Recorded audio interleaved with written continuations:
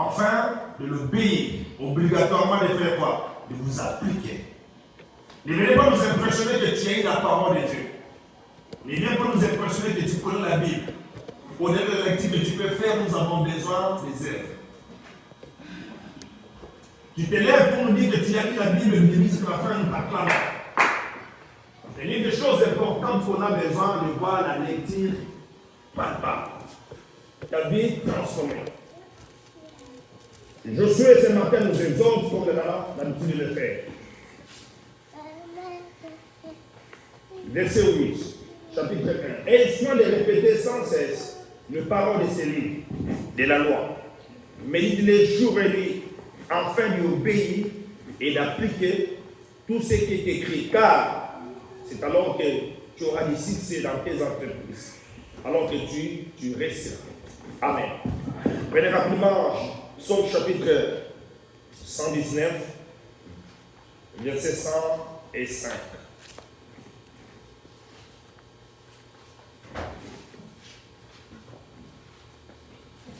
Psaume 119, verset 105. La Bible dit, ta parole est comme une lampe qui guide tous mes pieds. Elle est une lumière éclairant mon chemin. Je réponds, ta parole est comme une lampe qui guide tous mes pieds. Elle est une lumière éclairant mon chemin. Hébreux chapitre 4, verset 12.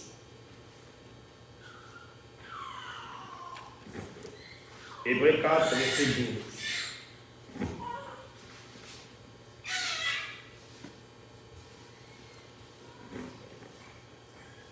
Il semblerait que certaines personnes, depuis qu'ils ont commencé à chercher Josué, tout ce qu'on a basé. Ça, c'est un danger. C'est là pour ma suffisance que on lit par la parole de Dieu. Comme une maman qui lisait sa Bible, elle ne se rend compte qu'elle ne voyait pas le livre de Matthieu. Elle dit, Matthieu, ici, on va bouger. Les parents n'est pas les enfants. Maman ne lit pas la parole de Dieu. Elle ne connaît même pas là où se place Matthieu. Hébreux chapitre 4, verset 12.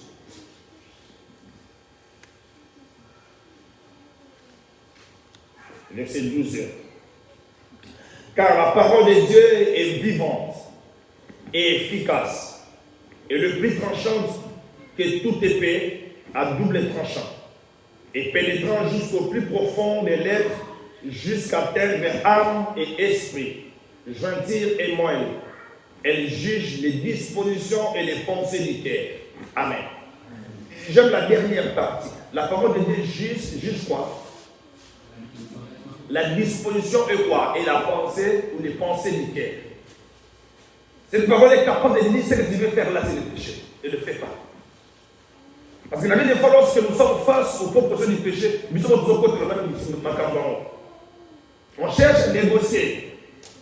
Alors lorsque nous sommes en contact avec la parole de Dieu, nous avons une lumière claire par rapport à nos actes. La parole de Dieu ne viendra jamais nous flatter. Péché reste péché, même quand tu le fais.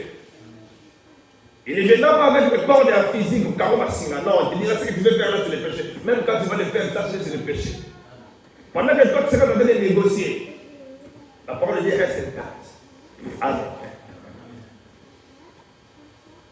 Depuis dès dimanche passé, alors que nous étions de l'autre côté, vous savez que ça c'est notre deuxième dimanche dans ces nouveaux bâtiments. Nous avions commencé une série de méditations sur les thèmes, une série de réflexions sur les thèmes, la méditation biblique. Et trois objectifs que nous avions posés. Premièrement, nous avions voulu savoir c'est quoi la méditation, pourquoi méditer, comment méditer, mais aussi les résultats de la méditation dans la vie de l'homme. Nous avions essayé, dès dimanche passé, de répondre à toutes ces différentes questions. Nous avions dit pourquoi, c'est quoi la méditation? De manière simple, elle désigne une activité mentale, se soumettre à une longue et mûre réflexion. Il y a une belle conclusion que nous avions fait, j'ai aimé ça. Nous avions dit la méditation, c'est le fait de savoir réfléchir profondément autour de la parole de Dieu. Réfléchir profondément. prendre du temps à réfléchir autour de la parole de Dieu. C'est laisser guider, enseigner par Dieu lui-même au travers de sa parole. La méditation est différente de la lecture. Je peux prendre un livre, lire simplement, pas forcément avoir des leçons spirituelles, mais la méditation, nous sommes obligés d'avoir des leçons spirituelles. Capables de nous aider nous-mêmes, mais aussi, pourquoi pas, les autres qui seront autour de nous. Nous allons essayer de répondre pourquoi méditer. Nous avons dit plusieurs réponses, plusieurs raisons. Premièrement, nous avions dit que la méditation, c'est une recommandation du Seigneur. Et quand Dieu nous fait une recommandation, cette recommandation devient sacrée. Et nous devons les éviter avec amour et sans distinction. Pourquoi méditer? Parce que la méditation, c'est une recommandation du Seigneur. Quand Dieu fait une recommandation, la chose devient sacrée et obligatoire. C'est ce que dans la première lecture, nous avons fait ensemble avec vous, Josué chapitre 1, verset 8. Josué nous exhorte pour nous dire que ces livres de la loi ne doivent pas s'éloigner de notre bouche jour et nuit. Il dit, fais-toi une obligation. La première des choses, alors que tu te réveilles, pense d'abord à Dieu, mais aussi à sa parole. Ne continue franchement pas faire ce que moi je fais, ce que toi tu fais. La première des choses qu'on fait lorsqu'on se réveille, téléphone et Zawar. Directement Facebook. Commencez à commenter. Je te dis non, il n'est pas forcément contre mon téléphone, vos Facebook.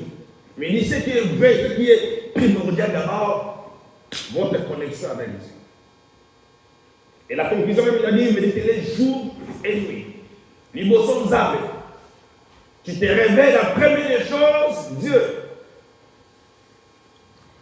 Amen. La première des choses, c'est Dieu.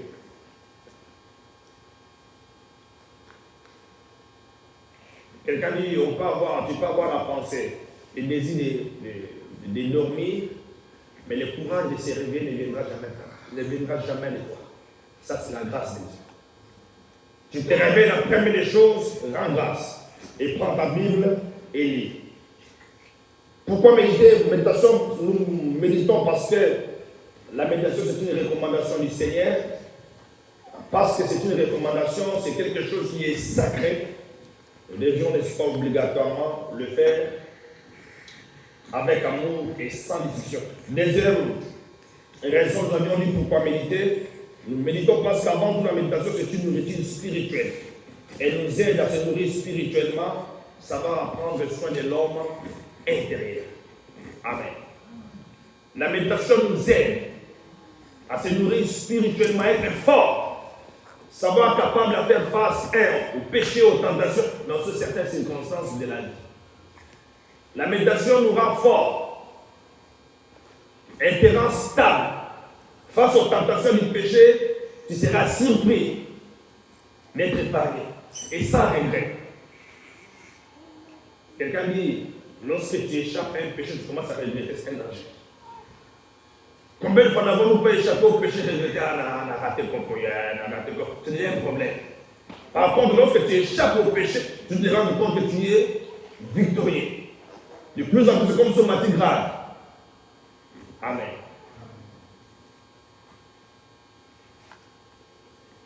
La méditation, c'est une nourriture spirituelle. Troisième chose, elle nous permet d'avoir des orientations de Dieu, avoir des réponses aux plusieurs questions posées à nous-mêmes en termes de la Bible, la foi, le salut, la guérison de Dieu, les anges, du diable, pourquoi pas la famille, pourquoi pas aussi l'éternité. La méditation va t'aider à avoir des réponses concernant les anges. Quand tu lis la parole de Dieu, tu auras l'idée claire par rapport aux différentes guérisons que Christ a fait. La méditation nous rend fort, stable spirituellement, facilite notre formation et nous rend sages, intellectuels. La méditation, c'est la respiration des chrétiens et nous augmente la foi, la maturité. Elle fait de nous des bons conseillers et permet que nous puissions mieux exercer les ministères, surtout celui de la parole. Amen. Mais ce matin, nous voulons nous appesantir sur le deuxième point concernant comment méditer. Comment méditer la parole de Dieu. Comment méditer la parole de Dieu. Retenez ceci, la méditation, c'est quelque chose qui est obligatoire. Avant d'être obligatoire, il faut au préalable d'abord avoir sa Bible. avoir sa Bible. Je vous ai dit dès dimanche passé, certaines personnes ne s'amènent pas avec la Bible à l'église, non pas forcément ils n'ont pas la Bible, mais c'est comme un tiamo, ils vont en souter. Et les jours où vous avez la Bible, ils vont comme Kala, donc attends la Bible était même si c'est un tiamo. On m'a fait une histoire au Congo, il y a une famille qui n'ont qu'une seule Bible, nous avons dans l'église, nous avons tellement la Bible. Et bizarrement, ils sont chrétiens pentecôtistes, parce que la Bible est bâtiment de Jéhovah. Tellement qu'ils sont naïfs en tout, ils ne savent même pas faire la différence entre la Bible des témoins de Jéhovah et la Bible des chrétiens. Quelqu'un dit une telle famille canadienne, on va maintenant Coran, Église. Amen. C'est quelque chose qui est obligatoire. Première chose, comment méditer? Avant tout, il faut connaître que cette recommandation est sacrée, comme nous avions dit. Faire de cette recommandation une obligation dans notre vie de tous les jours. Une chose importante que tu dois savoir, c'est que la recommandation de la méditation est sacrée. Comme tu es là, tu dois en faire une obligation. Autrement dit, tu dois te sentir mal à l'aise si tu passes toute une journée sans lire la parole de Dieu. Obligatoirement. Tu dois te dire en toi-même, je suis obligé de lire la parole de Dieu. Tu dois t'imposer. De dire en toi-même, je ne dors jamais. Je ne peux jamais dormir sans lire la parole. Est-ce qu'avons-nous cette habitude-là? Ou si seulement si vous voulez les micros, les derniers jours tu as ouvert ta Bible, c'était quoi? C'était quand? Les derniers jours. Plus grave, la dernière année. C'est la parole de Dieu, c'était quand? Dernier jour, dernière semaine, dernier mois. Que tu es la parole, c'était quand? La méditation doit être quelque chose, l'obligation. Quelque chose non seulement sacré, mais le faire une obligation de notre vie de tous les jours. Deuxième chose, avoir un désir qui nous permet d'avoir une attention particulière. Savoir créer le temps, mais aussi éviter toute distraction. Tu dois créer le temps de lire la parole de Dieu. Obligatoire. Tu dois créer le temps. Si tu crées le temps, ou bien si tu as le temps de visiter ton Facebook, c'est qu'il y a aussi un temps que tu dois en avoir pour lire la parole de Dieu. C'est possible. Et il est même recommandé lorsque nous lisons la Bible, il faut éviter toute distraction. Autrement dit, tu ne peux jamais lire la Bible avec un téléphone ouvert. Parce que tu es en face du Seigneur lui-même. Il n'est pas recommandé, il n'est pas conseillé de lire la parole de Dieu avec la Bible, pardon, les téléphones. Et plus grave, il n'est même pas conseillé d'avoir une Bible dans le téléphone parce qu'avec tout ce que nous avons pas au système Internet, il y a beaucoup de possibilités de distraction. Imagine-toi un peu garçon, tu dis la parole de Dieu,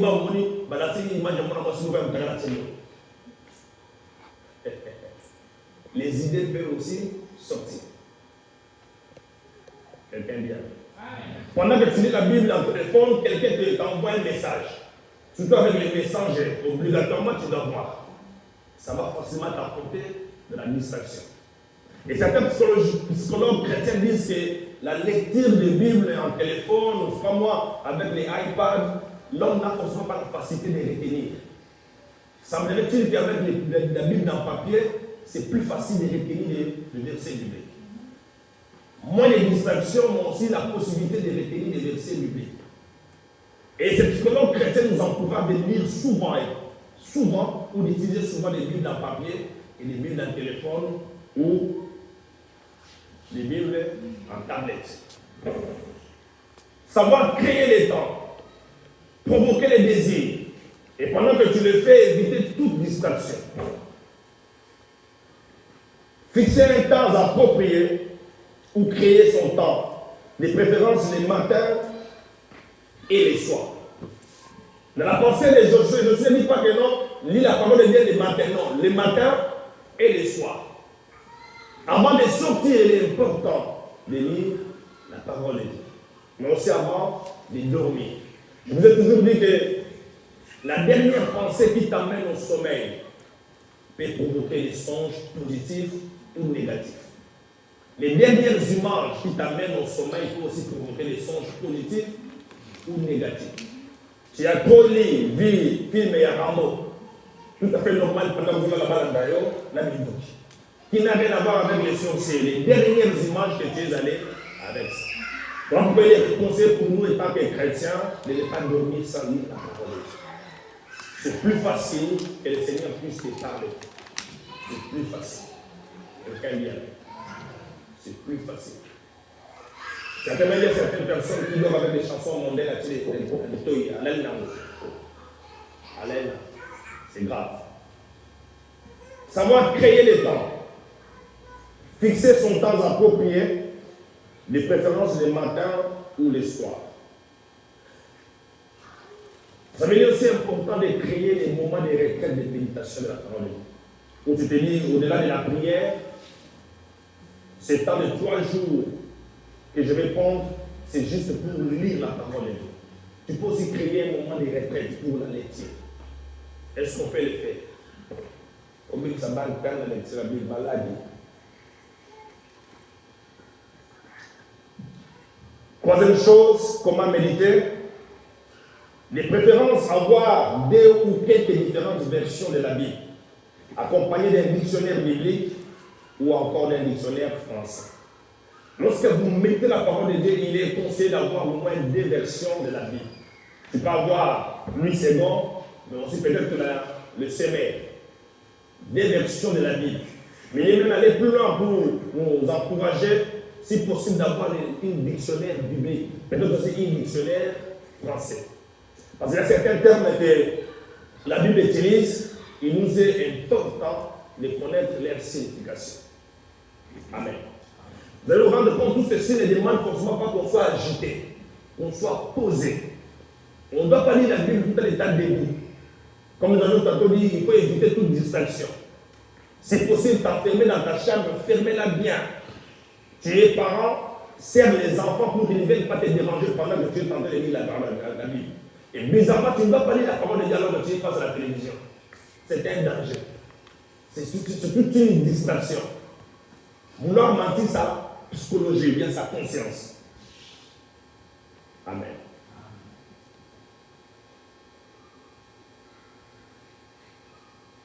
Avoir deux ou quelques différentes versions de la Bible, accompagnées d'un dictionnaire biblique ou encore d'un dictionnaire français.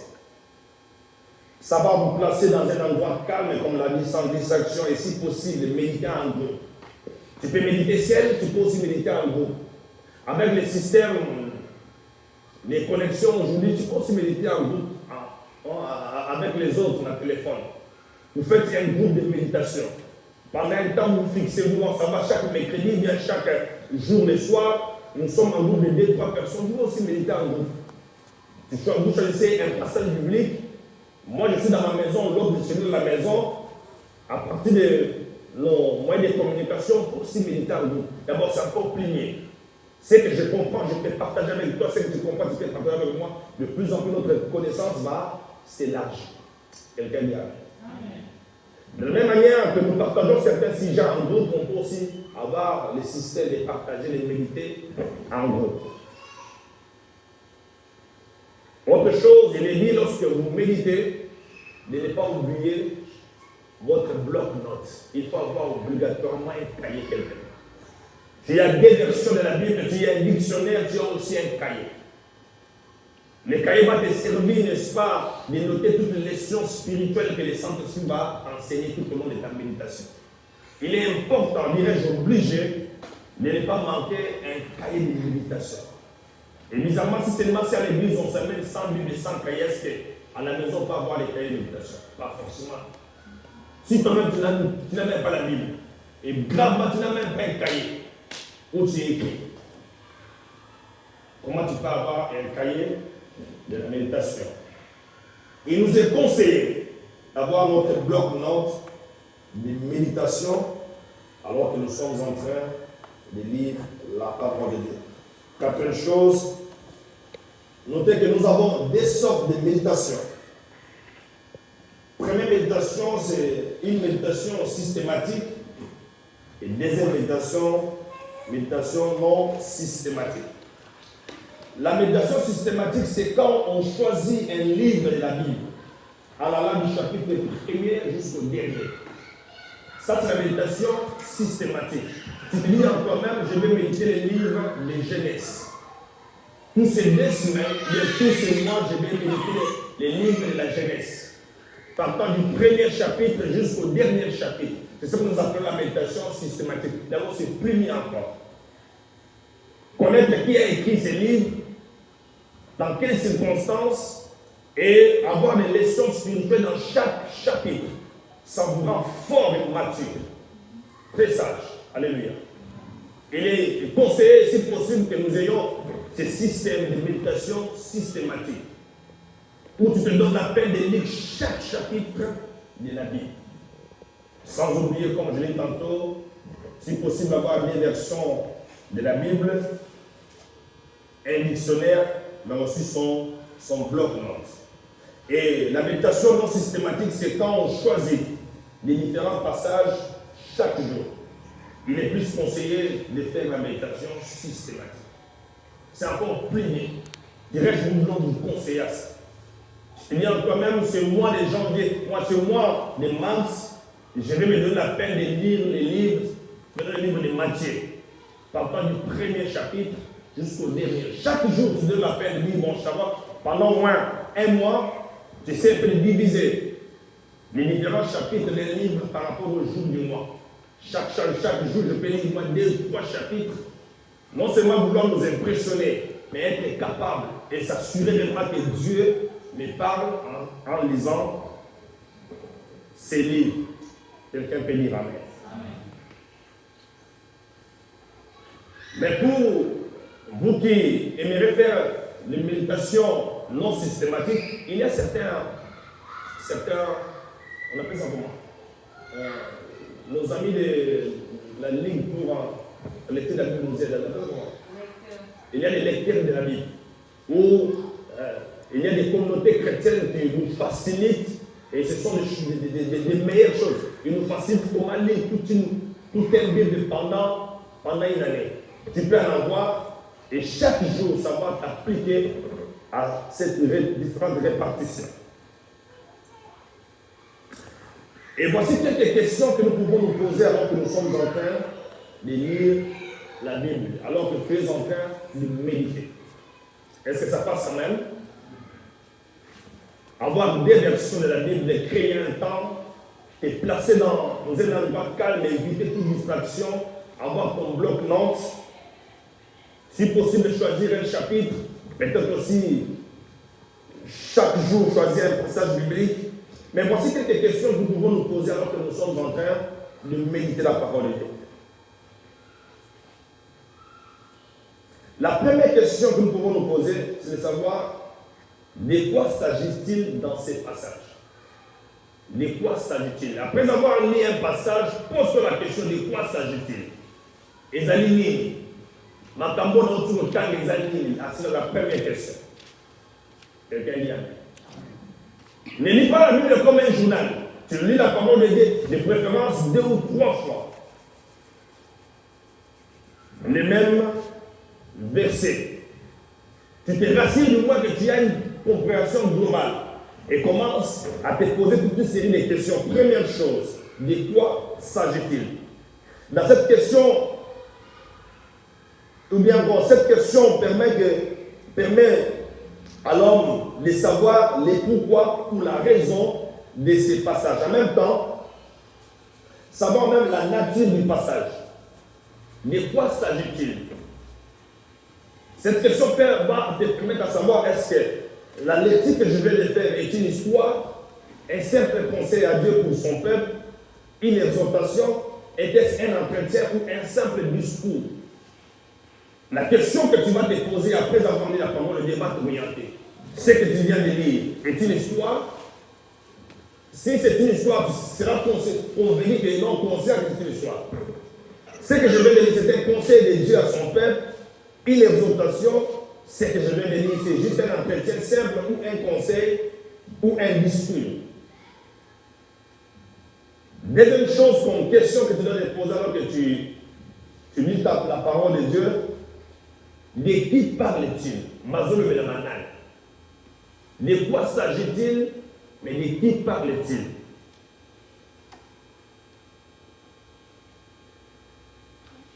Cette question nous permet de savoir les différents acteurs ou personnes citées dans ces passages.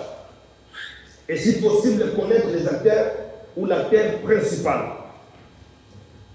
Quand au temps du Bible, il faut mettre une question, banane. Et ça, banane. Banane, ça va te permettre d'identifier les acteurs, les hommes qui sont cités. Tu peux voir ou bien raconter une histoire où on parle de Dieu et les enfants d'Israël. Il y a une certaine sorte, non seulement que Dieu lui-même, on peut vous citer un homme, Dieu avec David. Tu vas te rassurer derrière cette question, non, il s'agit de Dieu avec David. Qu'est-ce que Dieu parle à David? Qu'est-ce que David parle à Dieu lui-même? S'il s'agit d'une histoire, qui sont les acteurs de cette histoire? Il est aussi important, si possible, non seulement de les connaître, ou comment si possible. Il s'agit de l'histoire de David avec Dieu. Ce qui fera en sorte que dans les jours à venir, si Dieu t'appelle au ministère de la parole, tu seras fort et puissant. Tu ne manqueras jamais les exhortations. Jamais. Il peut se faire un jour, le pasteur n'est pas là. Peut-être à cramer l'embouteillage. Suite à une circonstance qui a permis à ce que le pasteur ne vient pas. Tu peux aussi venir prendre la place du pasteur. Quelqu'un dit amen. De qui s'agit-il? Ceci nous permet de savoir les différents acteurs ou personnes citées dans ces passages. Et si possible, à connaître l'acteur principal. Mais souvent, c'est Dieu qui joue les rôles d'un acteur principal ou l'un de son serviteur qu'il a choisi qui peut, n'est-ce pas, servir comme un acteur principal. Troisième chose, après avoir connu de qui s'agit-il, et la troisième question, la responsabilité de chacun, ou les rôles de chacun. Il s'agit de Dieu avec David. Qu'est-ce que David a joué comme rôle? Qu'est-ce que David a joué comme rôle? Qu'est-ce que Dieu a joué comme rôle? Dieu a parlé à David ça. Pourquoi Dieu a-t-il parlé de la sorte à David? Et quelle a été la réaction de David? Y a-t-il des leçons à tirer dans les propos de Dieu, dans le discours de Dieu? Y a-t-il des leçons à tirer dans l'agissement de David? Des leçons positives, mais aussi des leçons négatives. Quelqu'un dit amen. Parce que dans chaque réaction, surtout étant des hommes de Dieu, il y a des choses qu'on ne peut jamais tirer comme leçon. Ou tu peux dire en toi-même, c'est les remarques négatives que je ne peux jamais faire. Dieu a parlé à David, voilà la réaction de David. Est-ce que c'était bon, c'était mauvais? Si c'était bon, tu peux les copier. C'est mauvais, tu dis non, bien qu'il soit David, je ne copie pas. Quelqu'un dit amen.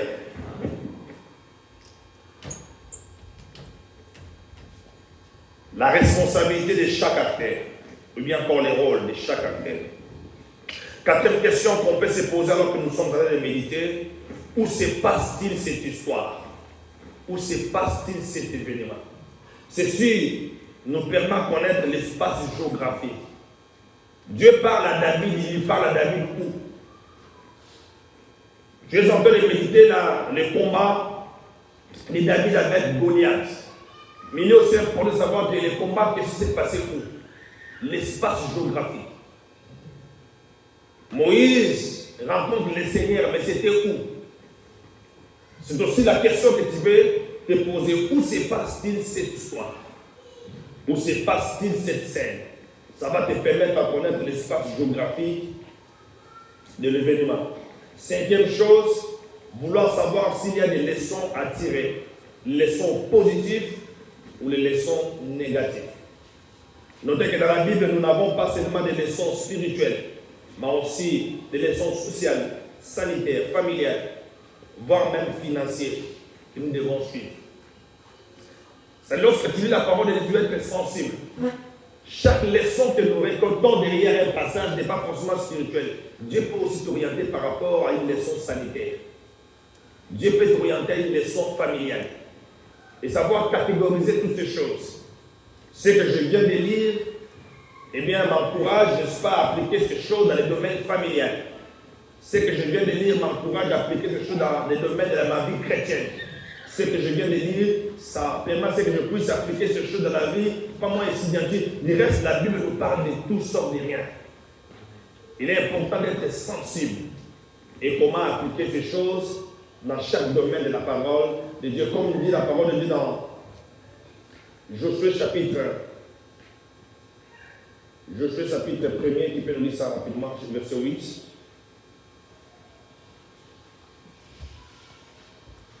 Josué chapitre 1er.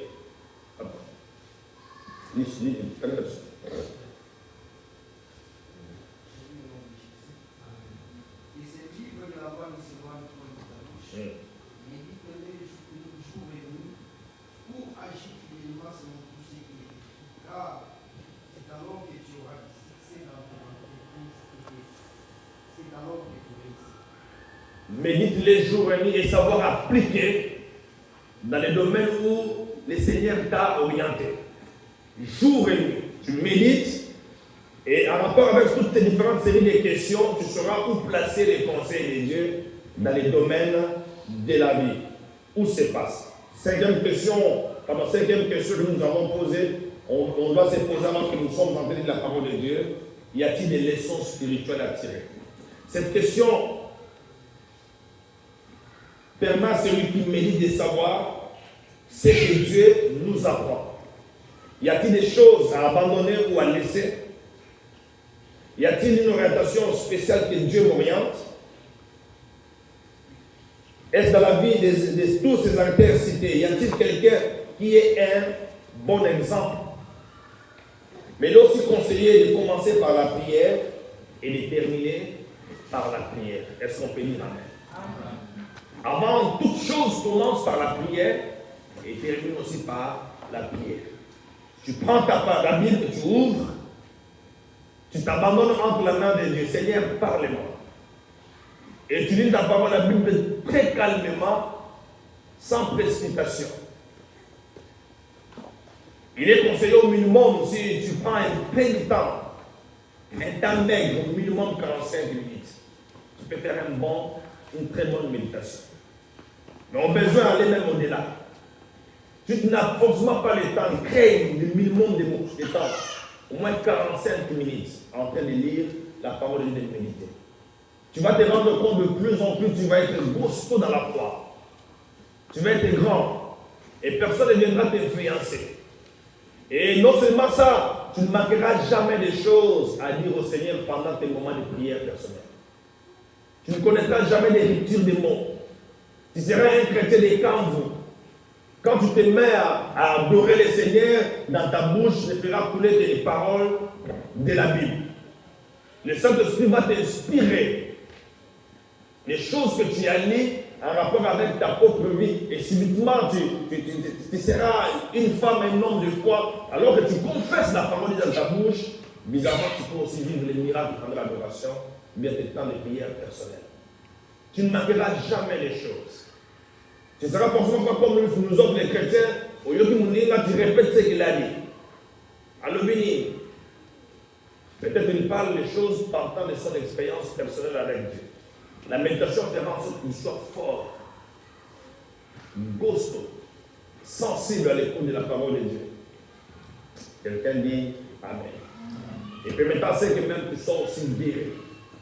Et de plus en plus tu es en contact avec la parole de Dieu, plus tu es en contact avec Dieu lui-même, tu seras divin. Tellement que la présence de Dieu va déborder dans ton cœur. Alors que tu te placeras dans un environnement où il y a l'occultiste, que tu ne saches ou pas, tu n'as pas forcément besoin de prier. Ce sont eux qui vont connaître ce que tu es. Ta présence, elle va commencer à les déranger. Même quand tu n'es même pas au courant que dans l'endroit où je suis, il y a des occultistes, il y a des kanyas. Mais à cause de la gloire de Dieu qui est en toi, tu seras un témoin gênant. La gloire de Dieu va déborder ta vie. Et de plus en plus, le Seigneur peut facilement t'utiliser à n'importe quoi ou à n'importe comment. Est-ce qu'on peut dire Amen? Nous allons conclure notre série de réflexions sur la méditation. En tout des rappels, nous avions dit, lorsque nous méditons, il y a toute une série de questions que nous pouvons nous poser. La première question, De quoi s'agit-il? Était-ce une histoire, un conseil de Dieu à son peuple, une exhortation, un entretien ou un simple discours, des impressions de qui parle-t-il? Savoir déceler ou souligner les acteurs qui sont cités dans les passages que tu as. Troisième chose, savoir établir la responsabilité de chaque acteur. Qu'est-ce que Dieu a fait? Qu'est-ce que l'autre a fait? Pourquoi Dieu a-t-il agi de la sorte? Pourquoi David a-t-il agi de la sorte? Quatrième question, où se passe-t-il cette histoire? Connaître l'espace géographique. Cinquième chose, des leçons à tirer, des leçons spirituelles à tirer. Et tout en étant convaincu réellement que je viens de méditer, et la première personne à ses côtés, c'est toi-même. Alors que tu as ta parole, tu as ta Bible à la main, tu as ton bloc-notes, tu dois te rassurer réellement que je viens de lire la parole de Dieu, et les choses que le Seigneur m'a enseignées. Tu dois être conscient d'avoir maintenant combien on fait. Et cette parole va t'accompagner tout au long de la journée. Alors que tu seras face à des circonstances, tentations, tentatives, machin, la parole que tu as va te sauver. Et tu ne seras forcément pas un chrétien dans des signes, un chrétien stable pour toujours. Pourquoi? Parce qu'en fait, tu es en contact avec la parole de Dieu. Et si seulement si toi tu le fais, moi je le fais, notre vie sera forte, très forte et très douce. Nous n'aurons forcément pas des chrétiens matindika. Non, on aura des chrétiens en camp. Lorsque nous venons, sainteté ou pas sainteté, l'adoration coule. Quelqu'un dit Amen. Que les modérateurs soient là, qu'ils ne soient pas là, on peut se tenir la main dans la main. Parce que celui-ci amène son fait, moi j'amène mon fait. Et rapidement, on peut aussi allumer le frère de l'église. Et plus grave, on peut même influencer tir civil que Dieu nous a donné. Que Dieu bénisse sa parole. Amen.